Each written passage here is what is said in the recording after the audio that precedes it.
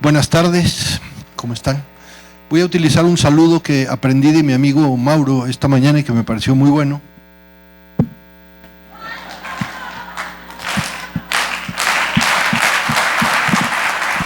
Listo, es muy lindo que te aplaudan antes de hablar. Entonces dije, Mauro, eres un genio, espectacular. Bueno, secretario, muchísimas gracias. Además me ayudó porque rompimos el horario, así yo no me tengo que preocupar por el tiempo, porque ya todo esto es hacia adelante. Entonces, bueno, pues yo les preparé una reflexión que parte por más de 15 años, recorriendo lo que en su momento empezaba a ser la transición entre educar con tecnología y educar para el mundo digital. Educar con tecnología ha sido una discusión de muchísimos años, pero educar para un mundo cada vez más digital es totalmente distinto. Y entonces este trayecto fue el que hizo que el año 2022 fuera reconocido como visionario global del año en este sector, siendo el único latinoamericano que ha conseguido ese nombramiento. Mi intención entonces ha sido colocar los ojos del mundo en América Latina y colocar América Latina en los ojos del mundo, porque los desafíos que nosotros estamos resolviendo en educación son mucho más difíciles que los que se están resolviendo en los grandes países con mucha infraestructura. Si nosotros logramos resolver los problemas en América Latina, podemos resolver los problemas del mundo. Y entonces, en ese camino, pues yo me he dedicado a escribir, a dar conferencias, a hacer eventos, a trabajar con casi todos los miembros de este ecosistema global que está buscando trascender la educación. Y me he dado cuenta que educar en América Latina y en el mundo tiene 4 desafíos que no se conectan el uno con el otro. Quienes entendemos de pedagogía, nos cuesta mucho trabajo entender tecnología. Quienes entendemos tecnología, nos cuesta mucho trabajo usar la tecnología para la pedagogía, porque no es lo mismo que usar la tecnología para otras áreas. Aquí estamos lidiando con seres humanos. Pero ese puente entre pedagogía y tecnología, a lo largo del tiempo me di cuenta que era insuficiente, que no podemos hacer una buena pedagogía con una buena tecnología si no cuestionamos el capital, los espacios físicos, el uso de recursos, las inversiones. Y entonces surgió un tercer puente. Se necesita al mismo tiempo pedagogía, tecnología y capital. Y ahí entonces hay una gran dificultad. ¿Por qué? Porque es una capacidad de personas que entiendan tecnología, pedagogía y capital que no es fácil de encontrar. Pero al mismo tiempo, años después, me di cuenta que si hacemos esto bien, somos la primera generación que puede cerrar brechas que no se han podido cerrar en la humanidad a gran escala. Que una escuela no tendría que ser más una escuela de 5,000 estudiantes o de 500, porque 5,000 estudiantes o 500 dependía de cuántas sillas teníamos, y hoy ya no depende de cuántas sillas teníamos. Y entonces ahí están las 4 sedes de la transformación educativa. Nuevas pedagogías acompañadas de buenas tecnologías, con una inversión de capital, recursos, espacios y talento para cerrar brechas que no se han cerrado antes.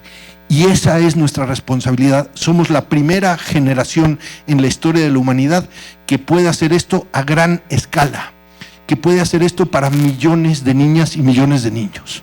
Y esta preocupación me ha llevado por todo el mundo. Yo trabajo con Estonia, con Singapur, con Finlandia, y me doy cuenta de una cosa: que todos lidiamos con seres humanos, que todos tenemos las mismas dificultades, que lo socioemocional y lo tecnológico no están mejor en un país con mucho dinero, con mucha infraestructura, con mucha tecnología. Están exactamente igual.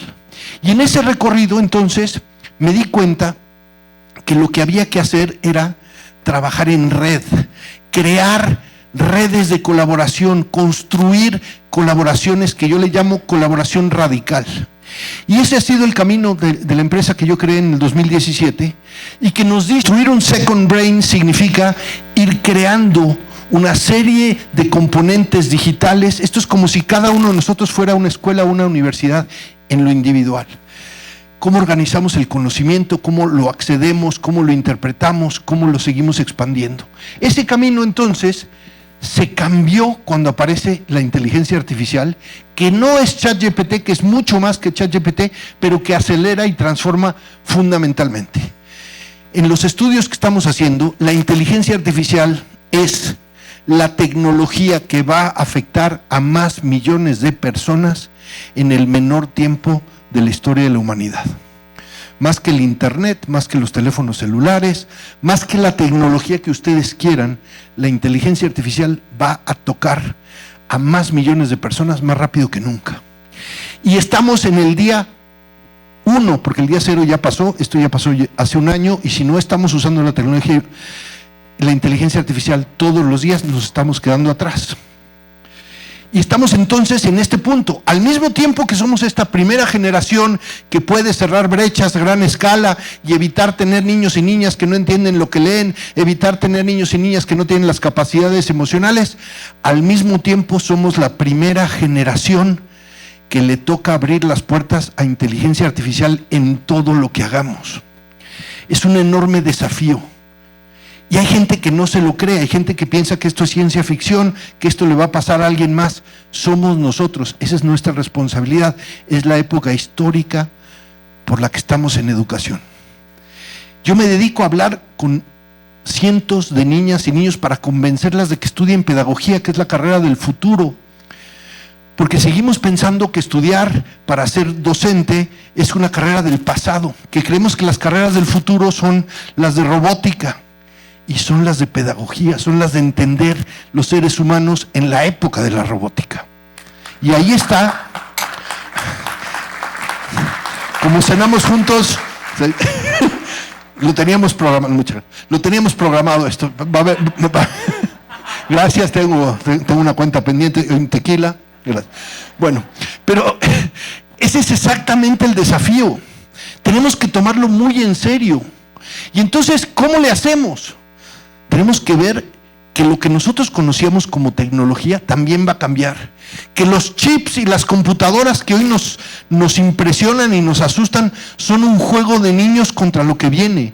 Que hoy incluso se están diseñando nuevos chips para poder, con la cantidad de datos, transacciones, algoritmos que van a ocurrir. Pero fíjense qué chip no está cambiando.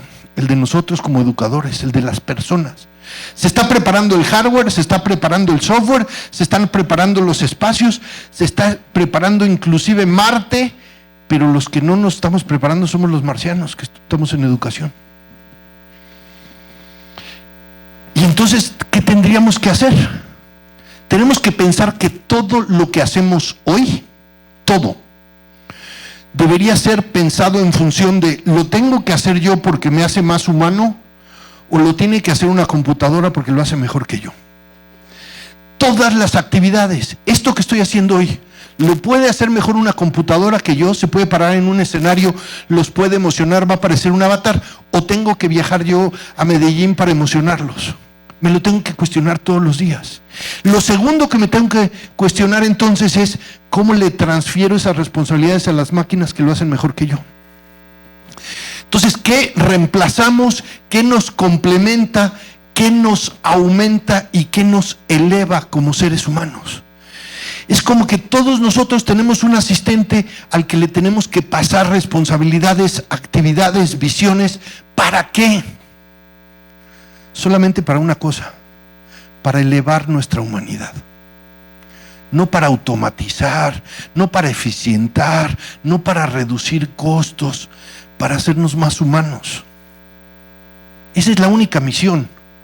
Eso es lo único que nos va a poder hacer una mejor generación. Y entonces, bajo esa perspectiva, nos tenemos que dar cuenta que la inteligencia artificial está en todos lados y se empieza a cruzar. La inteligencia artificial está en el cine, está en los conciertos, está en el fútbol, está en el ejercicio y está en la educación. No es la inteligencia artificial un capítulo aparte, se conecta con todas las actividades humanas a una velocidad impresionante. Y entonces, ¿cuál es la discusión? Lo que era antes escaso, tener un grandísimo docente de matemáticas que supiera emocionar a los niños, eso ya es abundante.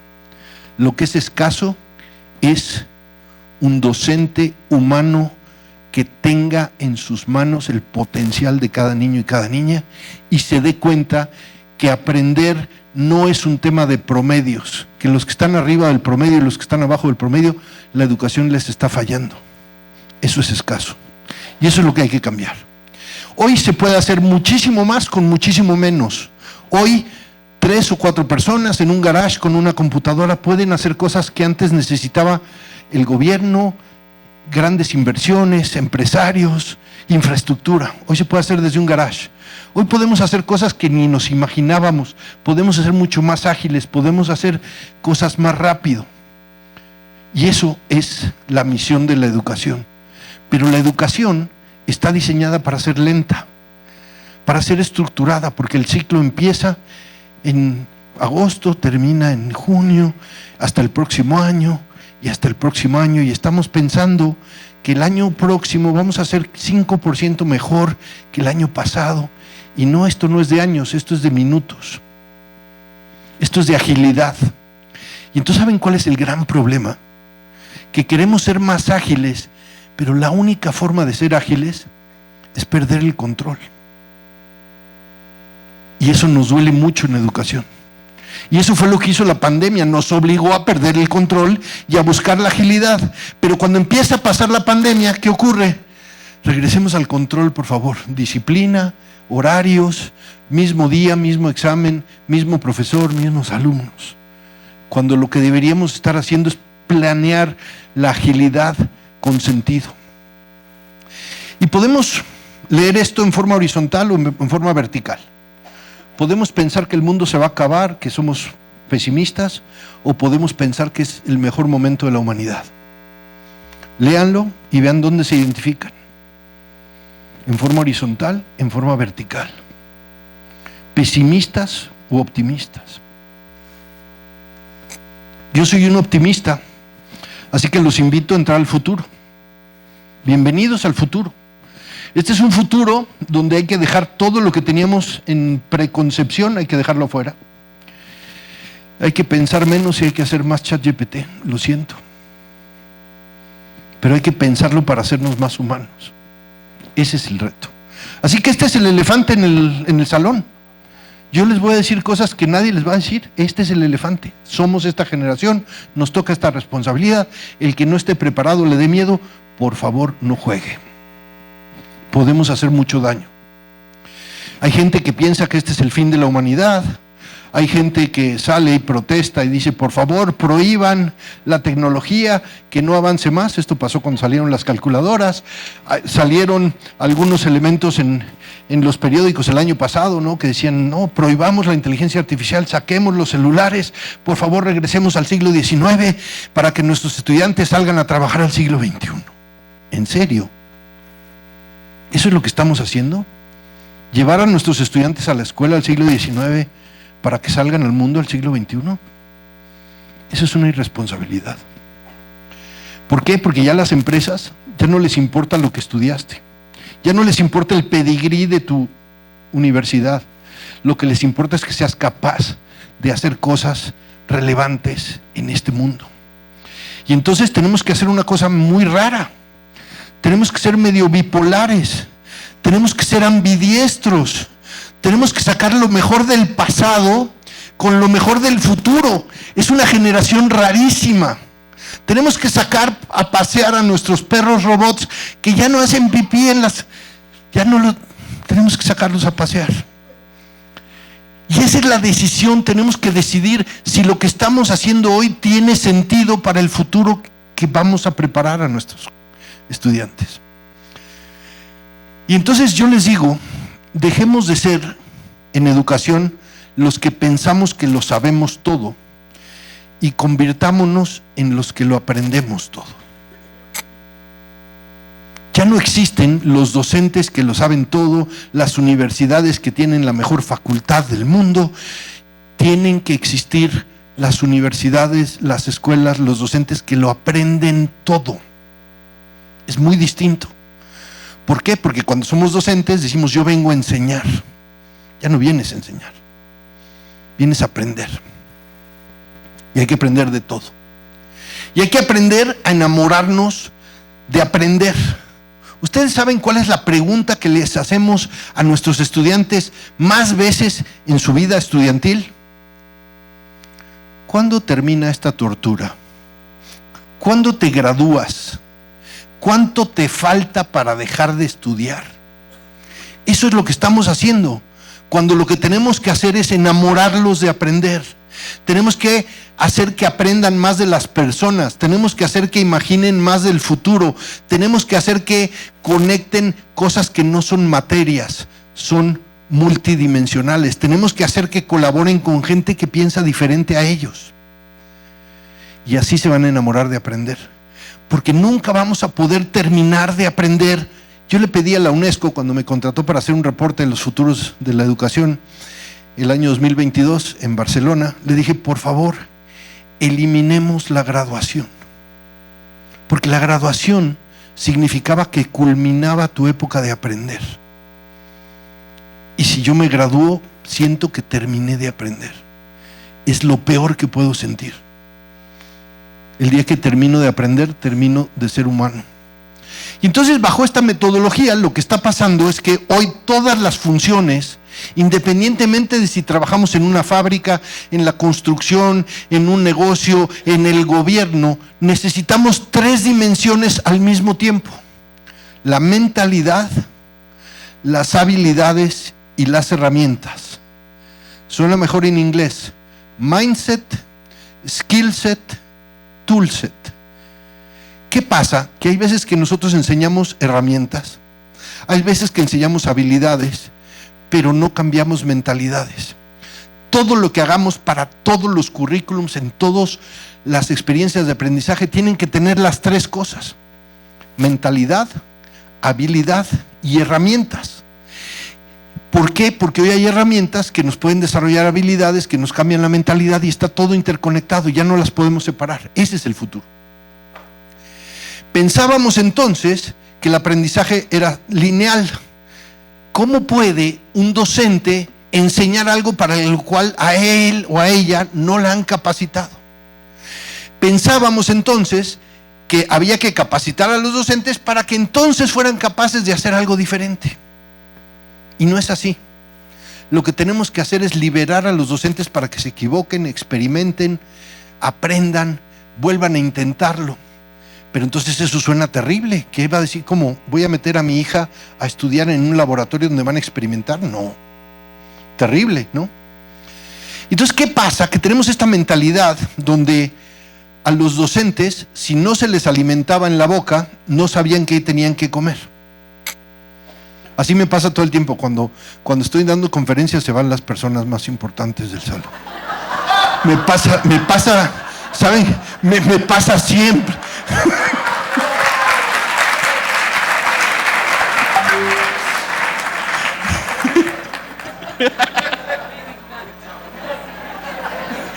Creo que no me van a volver a invitar a Medellín. Por favor, llamen a la policía y que se lo lleven.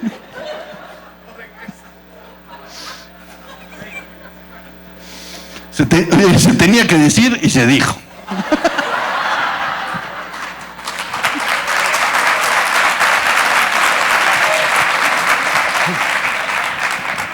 Eso te pasa por darme tequila en lugar de agua. Bueno, entonces les decía que pensábamos, esta imagen a mí me impactó muchísimo, porque pensamos que a los docentes entonces había que darles la tecnología en la boca para que pudieran comer, y entonces ya sabían cómo se comía. Entonces, ¿qué vemos? Un docente como ese pajarito que le enseñaron sus papás, que le ponían el gusano en la boca para que pudiera comer, y cuando crece y dice, oye, ven aquí, el gusano no va a saltar a la boca. Los docentes no se van a atrever a experimentar. ¿Por qué? Porque tienen miedo, porque nadie los ha capacitado, porque nadie les ha dicho que pueden hacer eso. Y entonces, mientras nadie les diga que pueden hacer eso, no los capaciten, no lo van a hacer, y es un círculo vicioso que no nos lleva a ningún lado. Y entonces fíjense en esta metáfora. Cuando nosotros estábamos en la era de la agricultura, le teníamos que enseñar a nuestros estudiantes cómo se hacían las cosas. Pensémoslo así: cómo se siembra y cómo se cosecha. Si nosotros hoy seguimos enseñando cómo se hacen las cosas, mal.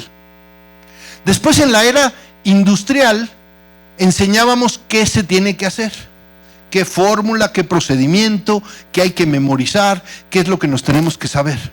Si nosotros seguimos enseñando qué se tiene que hacer o cómo se hace, mal. Y entonces, ¿qué tendríamos que enseñar? Tendríamos que enseñar el porqué de las cosas. Tendríamos que enseñar el quién lo está haciendo, quién lo está pensando, quién lo está cuestionando. Y tenemos que enseñar un cómo que es distinto. Cómo la computadora nos ayuda a llegar allá. Y cómo la computadora nos ayuda a ser más humanos. No enseñar qué, no enseñar cómo, enseñar por qué, enseñar quién. Y bajo esa perspectiva, entonces, lo que tenemos que ser muy buenos es en que nuestros estudiantes sepan contextualizar e interpretar lo que está pasando. Si yo no sé contextualizar y no sé interpretar, no he aprendido. ¿Qué nos permite hacer la inteligencia artificial maravillosamente? Contextualizar bajo diferentes miradas. ¿Cómo esto que me está diciendo la inteligencia artificial, cómo sería para una persona que vive en un pueblo remoto, para una niña que ha sido vulnerada, que sus padres no estudiaron, que probablemente viene de una madre soltera que fue violentada? ¿Cómo se contextualiza eso? La inteligencia artificial nos ayuda a ponerle otras miradas y no hay una sola verdad. Así están las empresas hoy evaluando si estamos aprendiendo o no. Ya no les importa el título, van y dicen: esta persona es curiosa porque miren, le interesa aprender en otras plataformas. Y esto no sale en los currículums. ¿Sale en dónde? En los algoritmos de inteligencia artificial que las empresas están utilizando para contratar gente. No hay seres humanos leyendo currículums. Ya no hay seres humanos leyendo currículums. Hay inteligencia artificial interpretando señales para ver si tienes el empleo o no lo tienes. Y además vamos a convivir muchas generaciones en el mundo del trabajo. Entonces yo me pregunto, ¿quién está diseñando la escuela multigeneracional? ¿Quién le enseña a un niño de 18 a colaborar con un niño de 58? ¿Dónde se aprende la colaboración multigeneracional? Entonces, ¿qué es lo que vimos nosotros? Que eso se aprende en redes, conectándonos con personas de áreas distintas, de mentalidades distintas. Entonces, ahí esto es una red que hicimos de inteligencia artificial. ¿Quién está haciendo inteligencia artificial? Y así es como trabajamos nosotros. Tenemos más de 5,000 personas mapeadas de quién sabe cómo lo está haciendo, con quién se conecta, qué temas está tocando, quién es el experto que más sabe de A, B y C. Y yo me veo así, yo soy un nodo en la red. Yo lo que aprendo hoy va a ser distinto porque hoy te conocí a ti, porque hoy entendí lo que estabas haciendo tú, porque ya sé tocar música con el horno de arepas o lo que sea, la parrilla de... O sea, yo ya pedí 5 parrillas de arepas. Yo voy a hacer un cuarteto de mariachi con arepa. Eso nunca se ha visto. Mariachi arepa. ¿Mira? ¿Qué tal está? De aquí, de Adecopria, salió el primer mariachi arepa del mundo.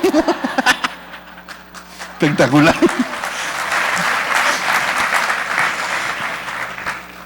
Fíjense, esto lo encontré en Finlandia. Finlandia está cambiando un modelo que era el de prácticas profesionales y experiencia profesional de los estudiantes. Se dieron cuenta de una cosa: hoy, tener experiencia, que antes era lo más valioso del mundo, hoy puede ser un lastre. Porque hay problemas que no se pueden resolver con experiencia. Y entonces, ¿qué están haciendo? Poner a jóvenes sin experiencia a resolver problemas en empresa, para que la gente con experiencia no se tenga que enfrentar a esas cosas y encuentre la ineptitud de su experiencia. Y entonces cambiaron las prácticas profesionales, cambiaron la manera de ver el talento de los jóvenes. Y hoy los jóvenes pueden aportar. Entonces, ustedes imagínense que van mañana a una empresa y le dicen, por favor, gerente de marketing, que llevas 25 años haciendo marketing en mi escuela, por favor diséñame una campaña de TikTok. ¿Qué creen que va a salir de ahí? Ni tic ni toc, exacto. No pueden poner un gerente de 25 años de experiencia a diseñar una campaña de TIC, no pueden. Y si lo hacen les va a salir TIC. Entonces tenemos que traer gente sin experiencia a hacer cosas. La experiencia ya no. Entonces cambiaron las prácticas profesionales y esto en Finlandia ya lo usan las universidades para incluir trabajo con jóvenes que agreguen valor a las empresas. Así viene entonces una red de trabajo multigeneracional. Otra materia que debería existir, ya no como materia sino como horizontal, sería el diseño de futuros, porque no sabemos qué futuros nos van a enfrentar. Y diseñar futuros no es en singular, futuros en plural. Entonces, para diseñar futuros, ¿qué tenemos que aprender? 3 cosas. A tener un radar de señales del futuro. Las señales ya están, el futuro no llega así como un ovni sin avisar. Ya está pasando, lo que pasa es que no lo vemos. Segundo, hay que diseñar escenarios, y eso es lo más divertido. A los niños les encanta cuando hacemos los talleres de diseño de futuros, porque entonces crean un escenario del futuro que ni nos imaginábamos y después se imaginan qué herramientas vamos a necesitar para ese escenario. Señales, escenarios y herramientas. Eso es lo que tenemos que enseñarles. Y aquí les voy a compartir algunas de las señales que estoy viendo yo con mi organización en el mundo. Primero, que hay un futuro lleno de diseño de experiencias. Segundo, que hay un futuro mucho más conectado con la naturaleza. Alguien dijo que hasta con lo vegano, pero yo todavía como picaña. Hay un diseño mucho menos enfocado a la productividad mecánica y mucho más a la productividad con balance humano. Hay un futuro mucho más tecnológico y mucho más natural.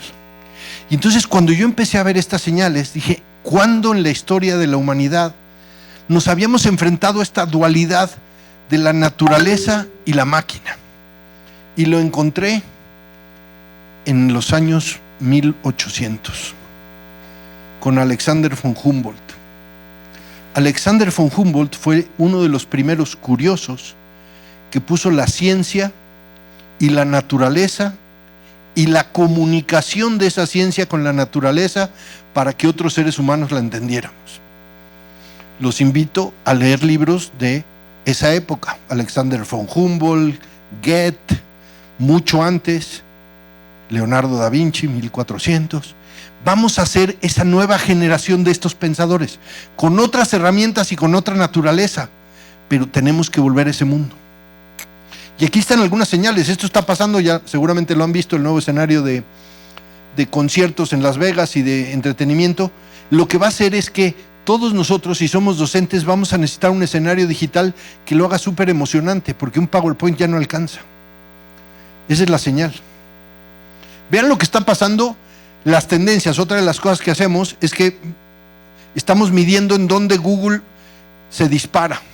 Entonces de repente dijimos, miren, creció 725 la búsqueda de cenas inmersivas. Digo, ¿quién va a un restaurante? Pues resulta que hay cada vez más gente que lo que va es a un restaurante donde le hagan una experiencia. Yo hace poco fui al restaurante Cielo, aquí en Medellín, y me hicieron una experiencia que no es ir a comer comida muy rica, es ir a vivir un mundo medio cultural, aprender de sabores, de regiones, de sensaciones. Eso viene súper fuerte. ¿Qué otra cosa está pasando? Que las empresas tratan a la inteligencia artificial como un empleado más. Entonces, cuando uno le da la bienvenida a un empleado, también le da la bienvenida a la inteligencia artificial para ese empleado. Me va 2 noches sin dejar. Ahí me dicen, si alguien avienta me dice que ya me calle, me voy. Que esto también, esto no es ciencia ficción. En México hay 2.500 gamers manejando drones para Uber Eats en la ciudad de Los Ángeles. ¿Y saben cómo los contratamos? Con concursos de videojuegos. Si son buenos para el videojuego, saben hacer esto. ¿Y saben qué? Ganan 5 veces más que un graduado universitario haciendo gamers. Entonces, ¿qué pretendemos nosotros con el currículum? Le tendríamos que enseñar a nuestros estudiantes 3 cosas. Te voy a enseñar a entender, te voy a enamorar de aprender y te voy a enseñar a emprender. Eso sería todo el currículum. Entender, aprender y emprender. Si hacemos eso, cambiamos el mundo. ¿Dónde lo aprendí yo? En los videojuegos. Empecé a estudiar en dónde estaba ocurriendo esto. Y me daba cuenta de que había cientos de miles de jóvenes que, por cierto, son los mismos jóvenes que salen en todos los reportes que dicen: yo no tengo acceso a internet, no tengo teléfono, no tengo celular, no tengo tecnología. No tienes tecnología. ¿Y por qué para las empresas de gamers, Brasil, México, Colombia, son mercados estratégicos? ¿Por qué? Porque para eso sí tienen tecnología. Porque ahí sí se gastan los datos. Vean ustedes, comparen, imaginen que Roblox fuera una escuela. Esa escuela tiene 210 millones de estudiantes. Y en realidad Roblox es una escuela. Todos los días los está enganchando por horas a 210 millones de estudiantes. O League of Legends, que dijera: ¿cuánto tiempo estudiaste? Pues 618 millones de horas. No es broma. Cuando yo empecé a ver las estrategias de las empresas de gamers, Colombia, México, Brasil, son estratégicos porque encontraron que los jóvenes de estos países pasan más horas jugando estos juegos, pero en educación no. Y entonces me puse a estudiar qué pasa con las redes sociales y los juegos. Las redes sociales en educación son el 5%. El 5% de lo que pasa en las redes sociales nos enseña. Y en los videojuegos y en las apps de entretenimiento somos el 15%. Entonces yo dije: bueno, ¿por qué no jugamos a ser el Atlético de Madrid y empatamos? Si empatáramos como el Atlético, si empatáramos a las redes sociales o empatáramos a los videojuegos, ya habríamos ganado. Con el empate pasamos. Pero ¿qué pasa? Que nosotros pensamos que las redes sociales y los videojuegos no son de Dios. Y entonces las expulsamos de nuestras escuelas. Mientras que las plataformas de videojuegos están incorporando conciertos, entretenimiento, mientras que ¿cuántos de aquí tienen un equipo de eSports en su escuela? ¿Cuándo jugamos? Los eSports son el mejor elemento que tenemos para enganchar estudiantes, para generar diversidad, para generar inclusión, para generar habilidades digitales. Todas las escuelas tendríamos que tener un equipo de eSports que compite contra el mundo. Y todas las universidades, cada vez más existe, yo no sé, en los eventos que yo voy en el mundo, en Londres, por ejemplo, que es el evento más grande, BET Londres, hay un pabellón completo de eSports en educación. Y en Latinoamérica, por ahí hay. ¿Qué nos pasa? Las películas ya vienen inspiradas en los videojuegos. Y ahora, 2 minutos y me voy. ¿Cómo le voy a hacer? Bueno, en 2 minutos lo que quiero decirles es que la estoy pasando súper bien y me voy a seguir. No. Esto es lo que vamos a ver en el futuro. ¿Para qué me invitan si ya saben cómo me pongo? Esto es lo que vamos a ver, este tipo de jóvenes, estos son los más jóvenes. ¿Qué aprendí de esto? Que ¿saben cómo diseñan los videojuegos? Ellos dicen: no podemos generar nada si no generamos emoción. Y yo digo: ¿por qué la educación no hace primero la emoción, después la acción y después la retroalimentación? Emoción, acción, retroalimentación. Así es como lo diseñan. Y luego, ¿cómo te hago que cuando... Ustedes saben, seguro han visto a alguno de sus sobrinos jugando videojuegos.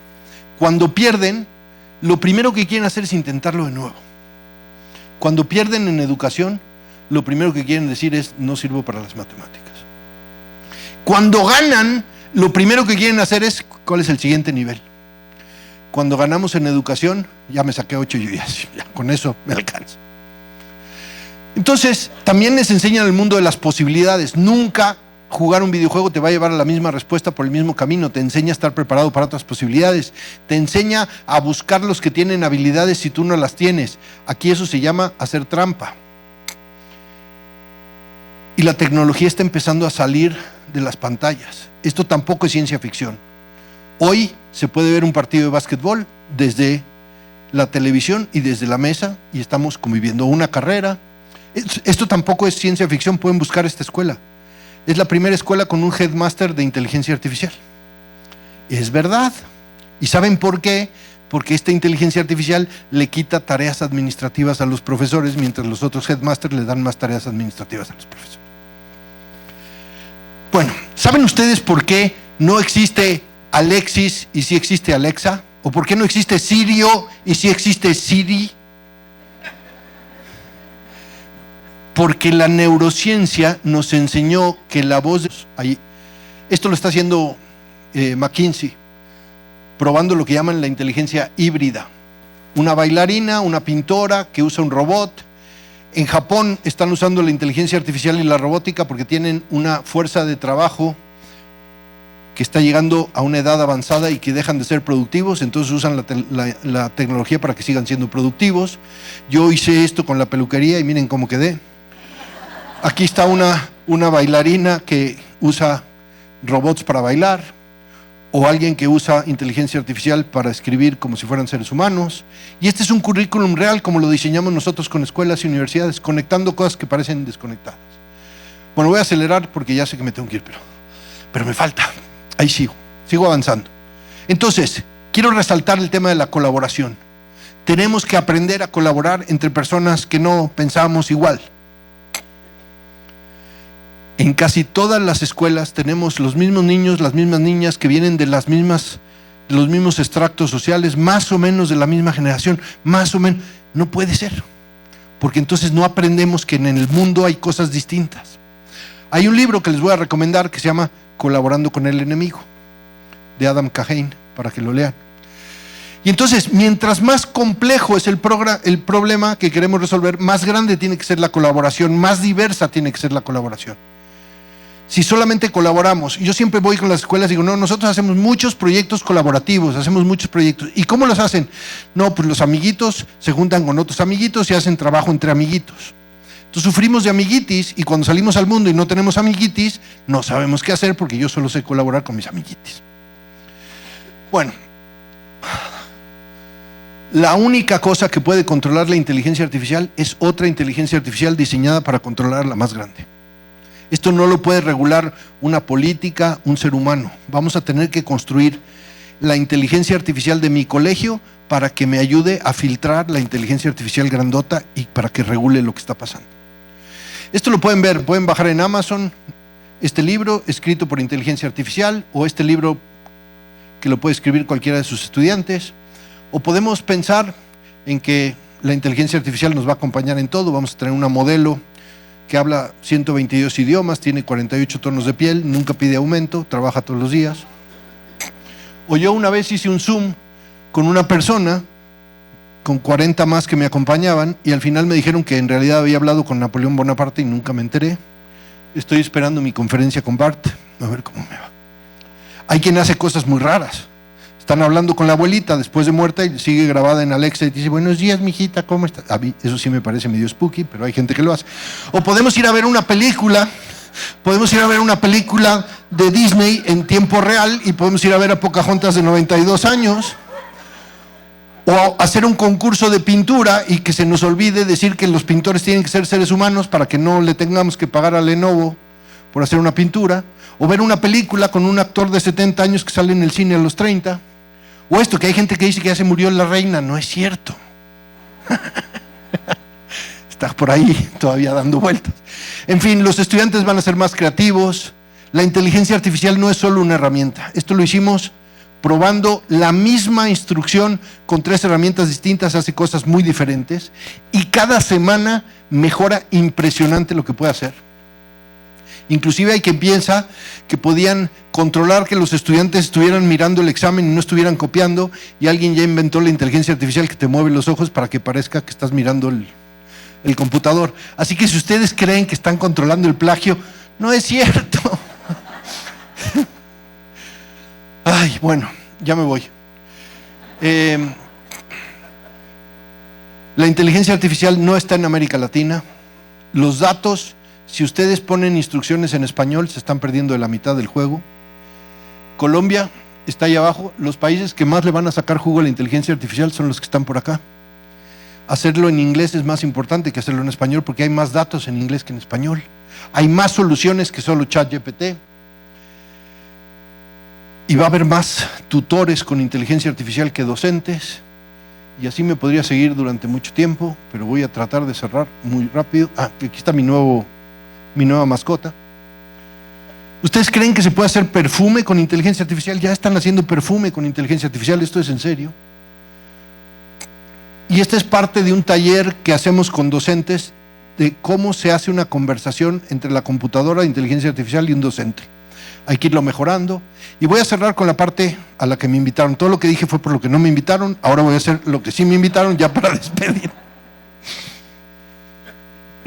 Terrible. ¿Cómo nos hacemos más humanos? Yo conocí en Dinamarca esta biblioteca que se llama The Human Library. Y su modo de operar dice: dejemos de juzgar a otros.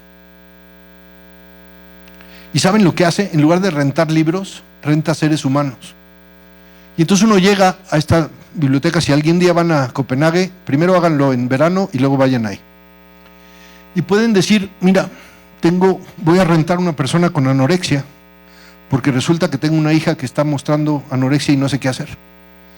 Y rentas a la persona y te vas a una plática, para que esa persona te haga más humana y dejes de juzgar a las personas con anorexia y puedas entenderlas. Eso nos hace más humanos. Ahí es donde tenemos que hacer lo socioemocional en las escuelas. O mi amiga Molly Wright. Si no han visto el TED Talk de Molly, se los recomiendo.